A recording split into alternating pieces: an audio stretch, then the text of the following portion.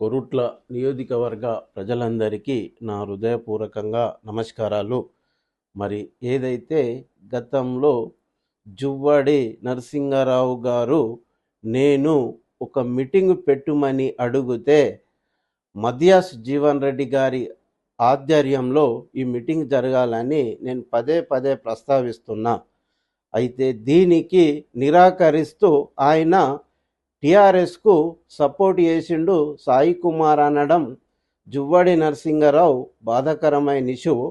జువ్వాడి నరసింహారావు, నువ్వు తాటి చెట్టు అంతా విరిగినవు, నీకు తాటి బుంజంత బ్రెయిన్ విరగలేదు. మరి నేను అప్పుడు నిజాం షుగర్ ఫ్యాక్టరీ ఇష్యూలో ఎన్నో ధర్నాలు చేసిన, తెలంగాణ ఇష్యూ అప్పుడు కూడా 108 రోజులు అయ్యప్ప స్వామి మాలేసిన, దానికి నేను అప్పుడు ఎన్నో డబ్బులు ఖర్చు అయినాయి. దీనికి మద్యాస్ గారు నాకు 40 లక్షలు కొడతా అని చెప్పడం జరిగింది.